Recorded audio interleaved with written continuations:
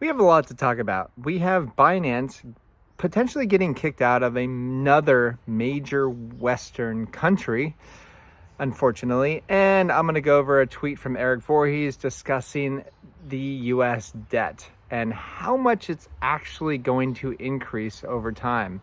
But first, like and subscribe and check out the trade alert I just did on our CT Club. The link is down below if you want to see what our trade alerts are, portfolio updates. We are doing very, very well. So let's get right into this.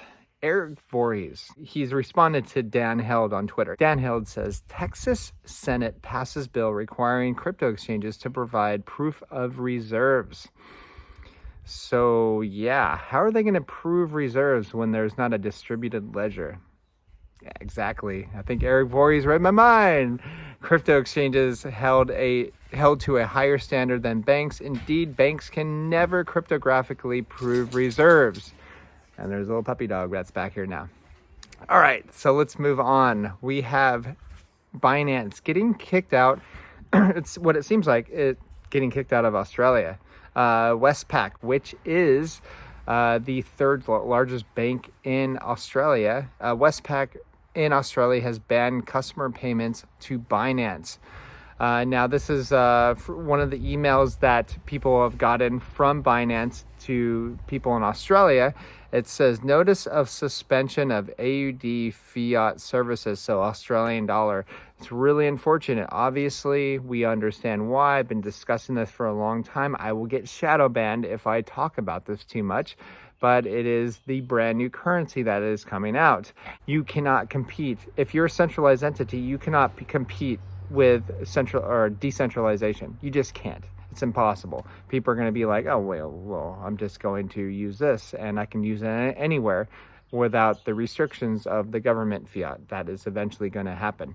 Let's move on to Eric Voorhees. So in 2019, Eric Voorhees says the 10-year treasury rate over the past 60 years, the federal government has $22 trillion in debt.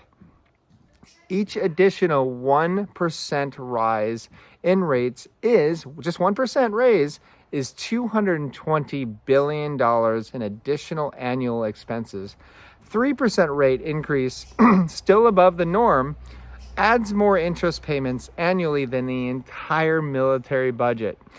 Yes, they are screwed. So Eric Voorhees says with that, less than 4 years later, the Federal Reserve is now $31 trillion, up 40%. The situation is completely messed up and impossible to fix. If you own government bonds, you are the greater fool.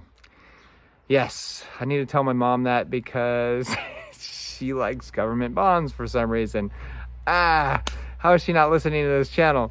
Next, we have the CFTC chair saying that DeFi exchanges will be regulated, even if they are just code. Apparently, he forgot the memo that you cannot pinch decentralized exchanges as long as they don't have a CEO or somebody that's the mouthpiece for the decentralized exchange. That's a good decentralized exchange, and good for them, that they're gonna, the free market's always going to push back just as hard as government or more. It's a law that says for every action is an equal and opposite reaction. So that is exactly what is happening right now. And so, governments want to play the game. We're going to push back even harder. Next, we have the wealthy expat talking about the UAE, which is very crypto friendly. He says the UAE announced businesses will only pay tax on profits of $272,000 USD.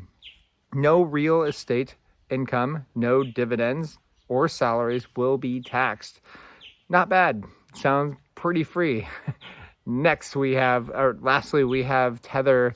As I mentioned last week, that Tether was probably going to be the largest holder of Bitcoin, the single largest holder of Bitcoin other than MicroStrategies. There's always this competition now.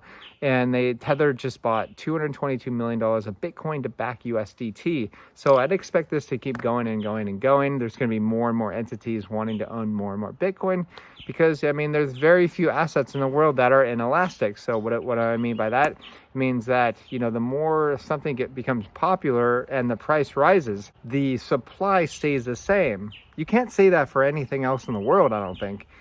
Gold, silver, I mean, housing, you just can't. You cannot do that for anything else in the world but Bitcoin. Bitcoin is the only inelastic asset in the world. So anyways, that's all I have. Please like and subscribe, and I will talk to you soon. Bye.